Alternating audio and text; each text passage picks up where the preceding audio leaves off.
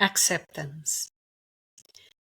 So, most of the time, whatever is going on, I'm trying either to control it or to escape from it. So if I'm tired, I want the tiredness to go away. If I'm hungry, I want to stop being hungry.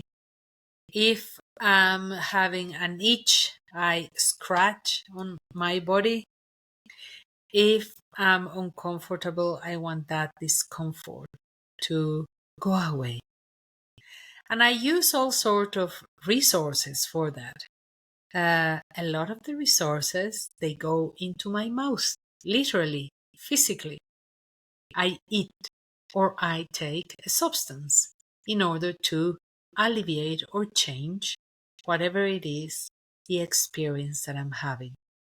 Our culture, this advanced, so they say, culture relies on running away from whatever it is that is happening. And it has fed us a very, very big lie. The lie that things are permanent and that we are in control. Well, actually, all the experiences that occur in the cosmos, think about it, the cosmos itself. Think about the speed the Earth is rotating at this very moment you're listening to me.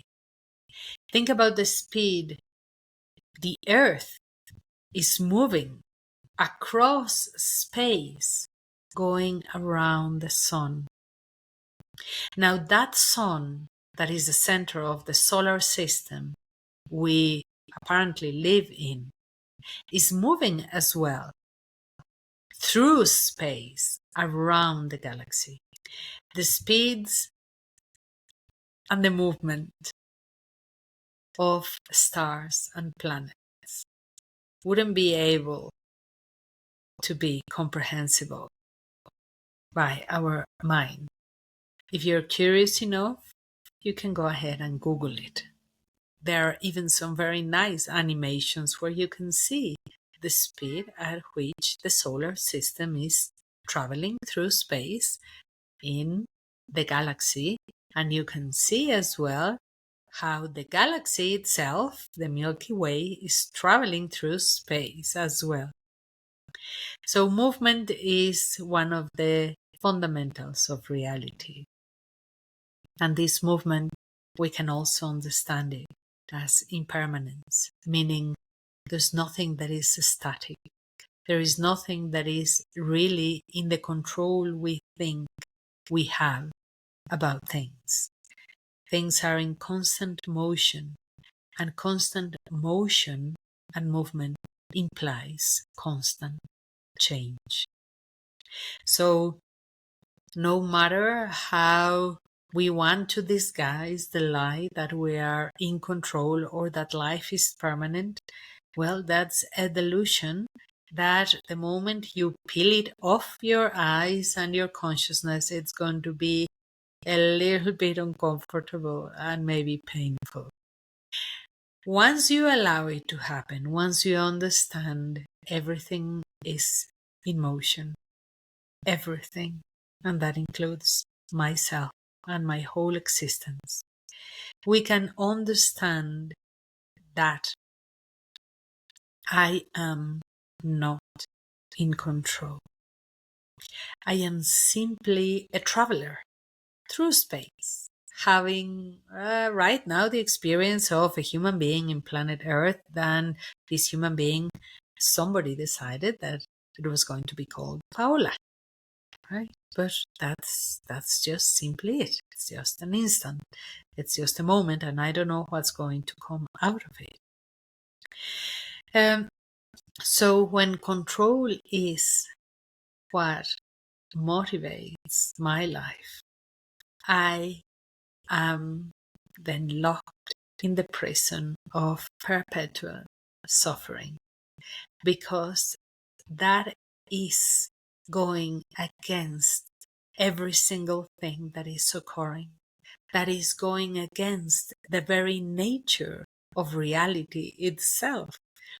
So it's a fight that and a confrontation that it's impossible to win or resolve.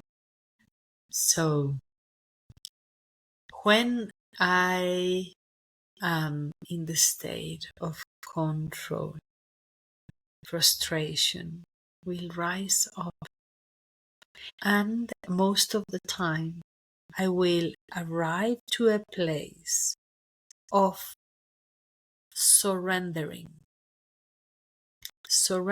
to the circumstances, but not necessarily agreeing with them. I will eventually, because life is life and I am not in control and I am temporal and I am going to grow old, I am going to get sick and I am going to die, just as any other living organism in the cosmos. So, when I cannot accept that reality, I will be in perpetual suffering. And that is the true hell. The true hell is going against the fundamental nature of reality. When I surrender because I have no more strength to fight against the nature of reality, I do that with resentment. I do that angrily. Some people even say things like, I'm angry with God because God took it away from me, or God allowed this to happen. So even that way of perceiving a God or a higher consciousness, it's extremely primitive because it is placing the responsibility in an idea, in a subject, that in that case it's just nothing else but that an idea of something I can blame, so I can feel some sort of relief and not take responsibility of my life. So what is the opposite of this? What is the other end of this? Well, the opposite of this eternal control and fight with the fundamental nature of reality is acceptance. Acceptance means observe what lays in front of your eyes. Observe nature. Observe the cosmos. Observe the nature of your existence. And accept the nature of life. And the nature of life implies pleasure, pain, being born, growing old, getting ill, and dying. This means the nature of life implies constant movement of the state where I am in. I am a sentient being. I am a being that can experience thought, emotion, sensations, and states of consciousness. And that in itself is absolutely miraculous and wonderful. When I fight the very nature of who I am, I start cultivating rage, fear, frustration. And my cells themselves, they will start getting dry, literally dry. They will contract. They will lose their life force. And eventually this process will be painful. Painful in a way that provokes and causes me to be in a prison of suffering.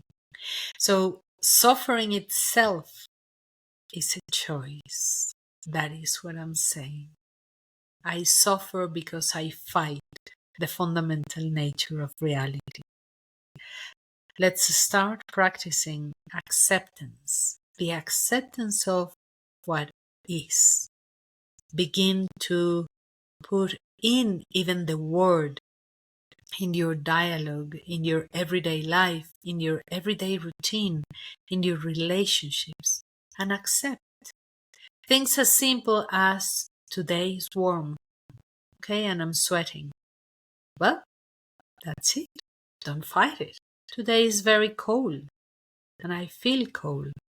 Well, let's accept it. Acceptance is the first step in order to lock ourselves outside from the prison of suffering.